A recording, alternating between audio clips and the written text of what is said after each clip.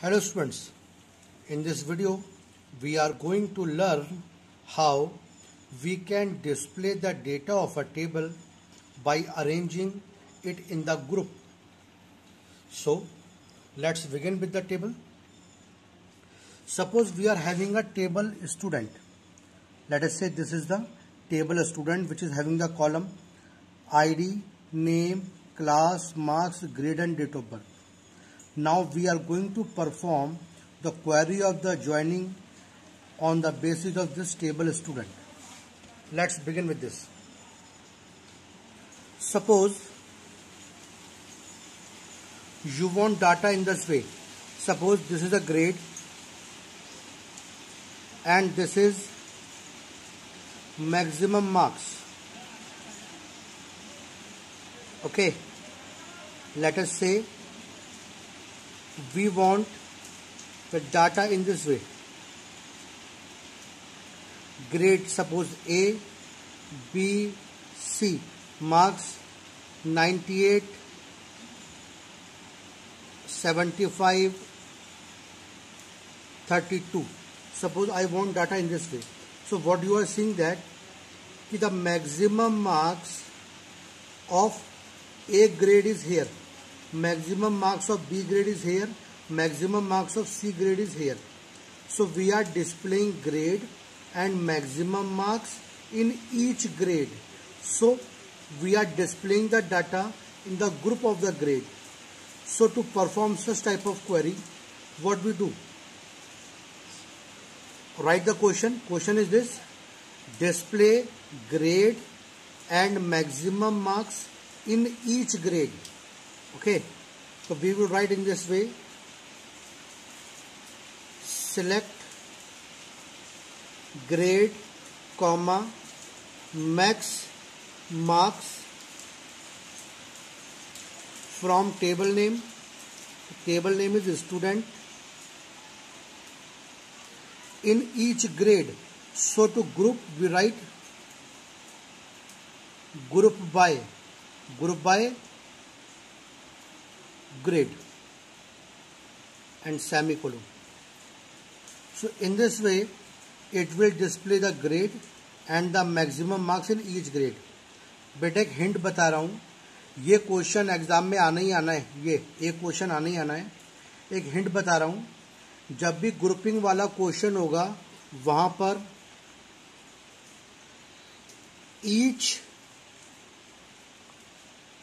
Each word का इस्तेमाल हो रहा होगा, each with column name, each with column. For example, suppose I am asking you display number of student in each class. So here what you see that कि हमें हर class में number of student दिखाने हैं. तो इसका मतलब क्या, हमें हर क्लास का ग्रुप बनाकर उसके अंदर नंबर ऑफ स्टूडेंट काउंट करने हैं. जैसे मैंने बोला display average marks of each class. Again in this question you have to make a group of the records of each class, means class के अकॉर्डिंग ग्रुप बनाना है और उस ग्रुप के अंदर एवरेज मार्क्स दिखाने हैं. Let us do some more question. Now the question is this: display class, maximum marks and number of student in each class. Select class, maximum marks and number of student. Number of student means count, जो हमने पिछले lecture में पढ़ा था. जब भी count वाला question है तो काउंट एस्टिक लगा देना. फ्रॉम टेबल का नाम स्टूडेंट. क्वेश्चन क्या कह रहा था? Display class, maximum marks and number of student in each class. अब मुझे क्लास के अकॉर्डिंग ग्रुप करना है, तो क्लास के अकॉर्डिंग ग्रुप करने के लिए ग्रुप बाय क्लास. ठीक है, फर्स्ट, सेकंड. अगर आप प्रीवियस ईयर बोर्ड के पेपर देखोगे तो आपको ऐसे ही क्वेश्चन एग्जाम में मिलेंगे. मैंने पहले बताया था 1 मार्क्स का क्वेश्चन होता है जिसमें सिलेक्ट स्टेटमेंट लिखने का आधा मार्क्स होता है और ग्रुप बाय दूसरा क्लॉज लिखने का आधा मार्क्स. ऐसी सिलेक्ट लिखने का आधा मार्क्स, ग्रुप बाय का आधा मार्क्स। अभी इन क्वेरीज के अंदर कोई भी कंडीशन नहीं थी। Now let us do some question by performing the grouping along with some condition. Suppose question ये है, display grade and maximum marks in each grade for the student of class 12। अब इसमें कंडीशन भी आ गई। पहला सारा काम तो यही है जो हमने यहां लिखा है। क्वेश्चन में मैंने क्या पूछा, display means select grade comma maximum marks, तो मैक्स मार्क्स फ्रॉम टेबल का नाम, तो from student in each grade, तो फिर क्या ग्रुप बाई ग्रेड। अब इसमें कंडीशन बोली थी for the student of class 12, तो जब कंडीशन लगाई जाएगी तो कंडीशन हैविंग में आएगी। ये बात ध्यान रखनी है, नोट, जब कभी भी ग्रुप बाई क्लॉज लग जाता है तो कंडीशन के लिए हम वेयर नहीं लिखते हैं, कंडीशन हम हैविंग में लिखते हैं। तो हैविंग क्लास इक्वल टू 12, ऐसे। Late us do one more question. एक क्वेश्चन बता रहा हूं, बहुत इंपॉर्टेंट क्वेश्चन है और ये क्वेश्चन आपको एग्जाम में मिलेगा। Suppose display class average marks and number of student in each class who are having grade A. Write the question, display class average marks and number of student in each class who are having grade A। तो क्या होगा, select class average marks, तो AVG marks, number of student means count asterisk from table का नाम, student in each class, तो फिर क्या group by class. अब कंडीशन है who are having grade A, तो फिर क्या having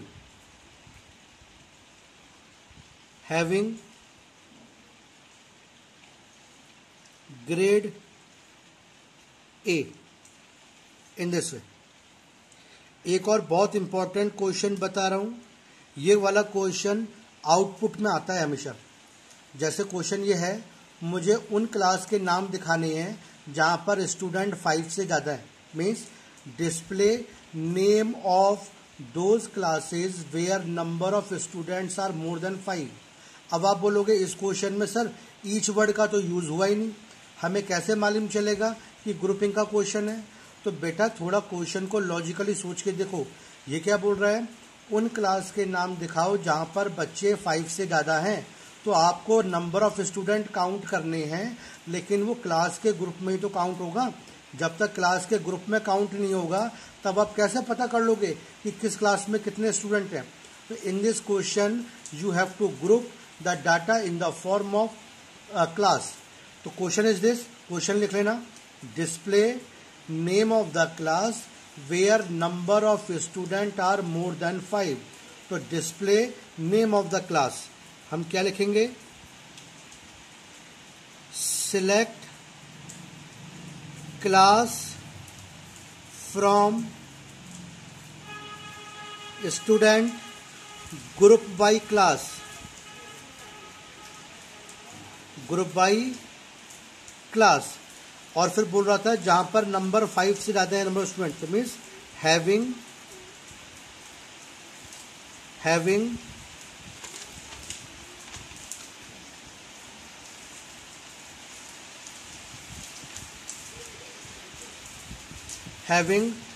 count asterisk means number of student is greater than 5 in this way। तो select class means display the class, group by class, class के according group बन गया, जहां पर स्टूडेंट 5 से ज़्यादा हैं तो means count asterisk is greater than 5। ये बहुत इंपॉर्टेंट क्वेश्चन है, ये जनरली आपको आउटपुट वाले क्वेश्चन में मिलता है। अब मैं ग्रुपिंग के कुछ और इम्पोर्टेंट क्वेश्चन बता रहा हूँ। प्रीवियस ईयर बोर्ड में क्वेश्चन आया था, एक टेबल थी, उसके अंदर एक जेंडर नाम का कॉलम था जिसके अंदर मेल और फीमेल लिखा हुआ था, और क्वेश्चन ये कह रहा था display number of male and female से students, means display number of male and female student. तो वहाँ पर क्या था, काउंट करना है मुझे, लेकिन मुझे ग्रुप में काउंट करना पड़ेगा, और ग्रुप किसका बनेगा, जेंडर का। तो उस सिचुएशन में आप क्वेरी कैसे लिखोगे, सपोज करो टेबल है स्टूडेंट, उसके अंदर एक और कॉलम है जेंडर नाम का जिसमें मेल और फीमेल स्टूडेंट हैं, और मैं आपसे बोल रहा हूँ display how many male and female students are there. तो उस केस में आप क्वेरी कैसे लिखोगे, आपको लिख के दिखा रहा हूं मैं। Select count asterisk from student,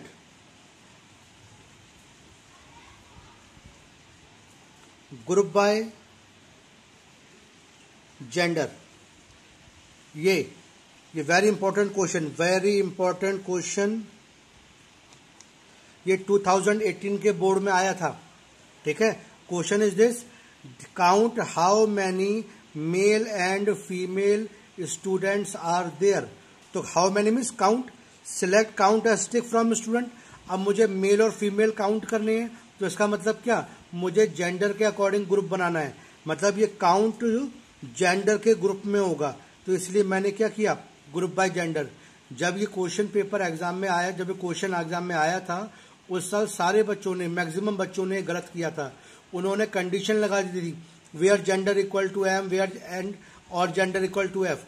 तो वेयर कंडीशन लगाने से क्या फर्क पड़ेगा, वो तो सारे काउंट कर लेगा, पर हमें तो नंबर ऑफ मेल और फीमेल अलग अलग दिखाने थे, इसीलिए हमें काउंट ग्रुप में करना था। तो इस तरीके से कभी कभी हिडन उसमें ग्रुपिंग वाले क्वेश्चन बोर्ड में आ जाते हैं। तो यू नीड टू आइडेंटिफाई कब हमें ग्रुप करना है। लेकिन 90% क्वेश्चन में जो ग्रुपिंग वाले क्वेश्चन होते हैं वहां पे ईच वर्ड का इस्तेमाल हो रहा होता है। तो बेटा ध्यान रखना, ईच के साथ कॉलम दे रखा होगा, ठीक है, ये चीज हमें ध्यान रखनी है यहाँ पर, कि जैसे each class, each grade, each date of birth, each marks, something like that. तो हम इस तरीके से उसमें काम करते रहते हैं। ठीक, now let us discuss another very important topic, joining table. Now in this topic what we are going to learn how we can make the queries from multiple table. अगर हमें एक से ज्यादा टेबल के ऊपर क्वेरी करनी है, मतलब एक से ज्यादा टेबल का डाटा मुझे एक सिंगल टेबल के फॉर्म में दिखाना है, तो मुझे दो टेबल को ज्वाइन करना पड़ेगा।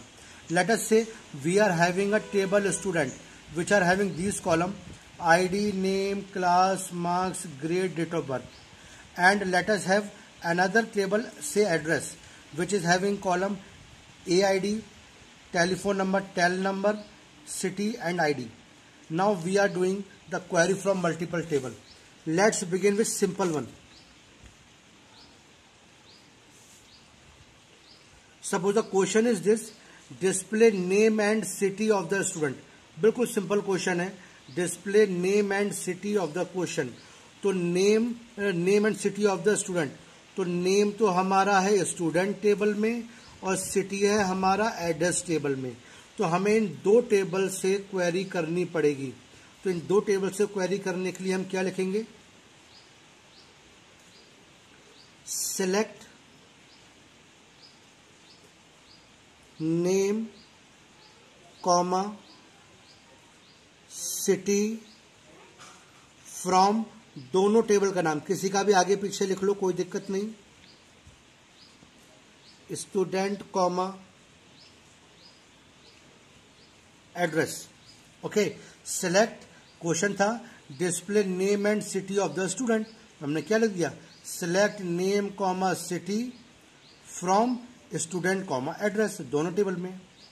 लेकिन बेटा ये इनकम्प्लीट आंसर है, रॉन्ग आंसर है। रॉन्ग नहीं है, यहाँ पर एक बहुत अच्छा क्वेश्चन है, इंपॉर्टेंट क्वेश्चन, बहुत अच्छा, बहुत इंपॉर्टेंट क्वेश्चन है वाइवा का। बहुत ध्यान से सुनना, आपको किसी बुक में नहीं मिलेगा, बहुत ध्यान से सुनना। If you are doing query from multiple table, अगर आप एक से ज्यादा टेबल से क्वेरी कर रहे हैं, and if you do not write the join statement, और आप अगर ज्वाइन करना भूल गए या आपने ज्वाइन करने का स्टेटमेंट नहीं लिखा, तो फिर क्या आउटपुट आएगा। Means if you are doing query from multiple table and if you do not write the join statement, then what output will be produced? The answer is, if we are doing query from multiple table and we are not writing the joining statement, then the output produces will be the Cartesian product of both the table. Remember this, ये जो मैंने एक question लिखा है, इस question में मैंने दो टेबल से क्वेरी करी है, पर मैंने ज्वाइन वाला स्टेटमेंट नहीं लगाया, तो जो आउटपुट आएगा वो दोनों टेबल का कार्टेशियन प्रोडक्ट आएगा। कार्टेशियन प्रोडक्ट हम पहले लेक्चर में डिस्कस कर चुके हैं, इसीलिए we are not discussing it here. तो remember this, if you are doing the query from multiple table, then it is mandatory to join the table. If you do not join the table, then the Cartesian product will be produced. तो इसीलिए मैंने दो table से query करी है, अब मुझे इन दो टेबल को ज्वाइन करना है। तो ठीक से देखो, यहाँ पर एक आईडी नाम का कॉलम है, इस टेबल के अंदर भी आईडी नाम का कॉलम है। तो ये दो कॉलम दोनों टेबल में सेम है, तो on the basis of this two column we can join them. Join कैसे करेंगे, where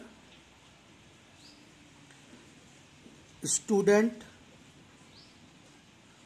dot ID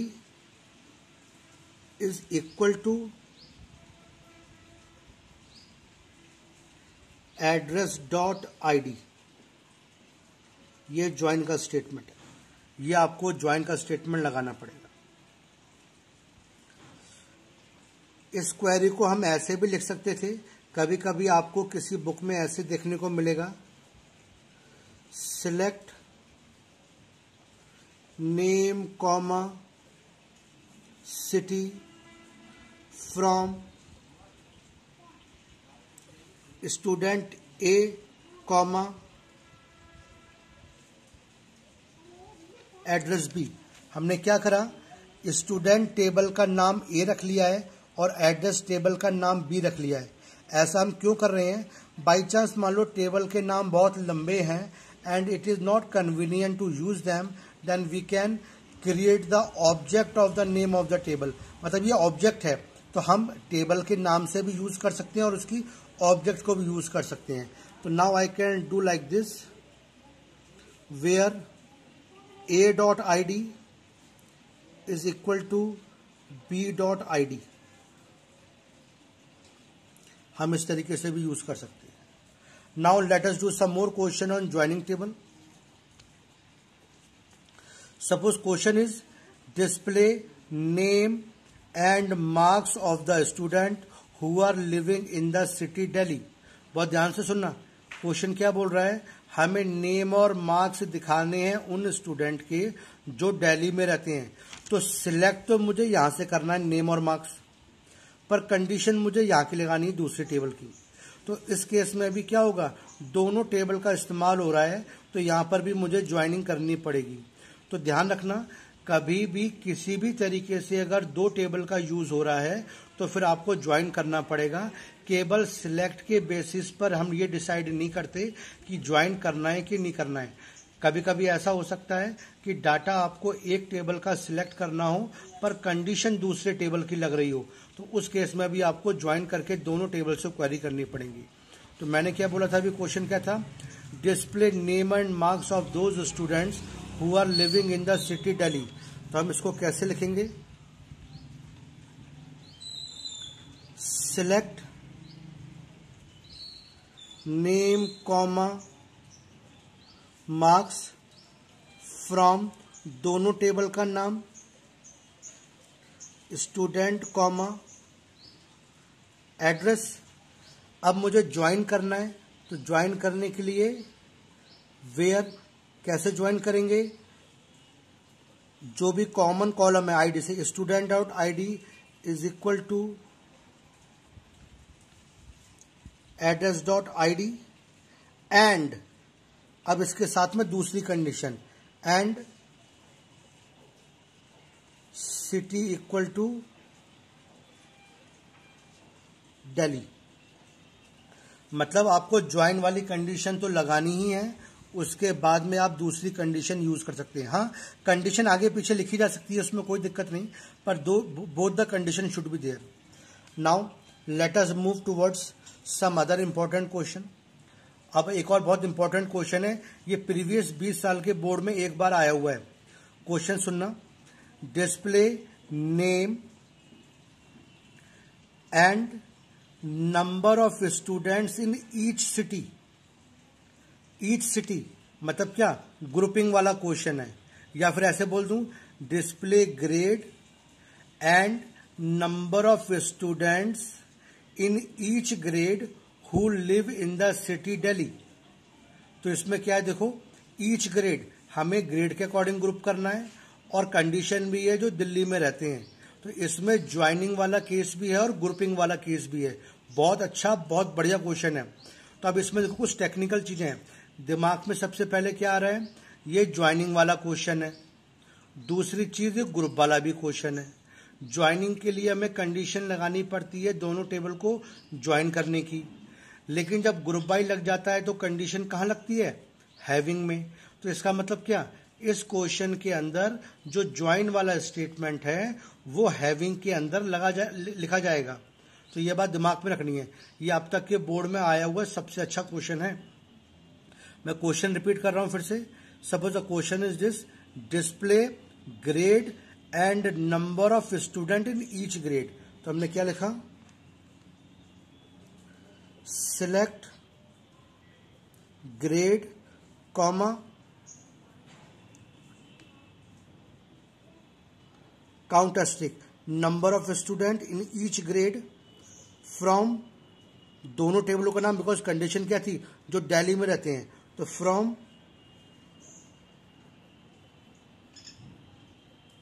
student comma address. अब हमें ग्रुप करना है, ग्रुप बाय ग्रेड। क्यों, अब आप बोलोगे सर आपने ज्वाइन क्यों नहीं लगाया। बेटा, जब ज्वाइन लगेगा तो ज्वाइन के लिए मुझे हैविंग में लिखना पड़ेगा। क्यों, जब ग्रुप बाई क्लॉज यूज हो जाता है तो कंडीशन फिर हम वेयर में नहीं लिखते, हैविंग में लिखते हैं। इसीलिए हैविंग, इसमें हम ज्वाइन का स्टेटमेंट लिखेंगे, student dot ID is equal to address dot ID and, condition थी Delhi city, and city equal to Delhi. ठीक है, लो एक और क्वेश्चन करते हैं इसी टाइप का। Question is, display city and average marks in each city for the student of class 12। तो हमने क्या बोला, select city comma average marks from, दोनों टेबलों का नाम, from student comma address in each city. तो फिर क्या, ग्रुप बाय सिटी, और इसमें कंडीशन है in each city of class 12। तो हमें ज्वाइनिंग भी लगानी है, ज्वाइनिंग हैविंग में, having student dot ID is equal to address dot ID and, अच्छा क्लास था, class 12, and class equal to 12 in this way. So these are very important question on the basis of joining of the tables. So this is all about in your syllabus. Note down these questions in your notebook. This is on the basis of joining of the table. And this is grouping table.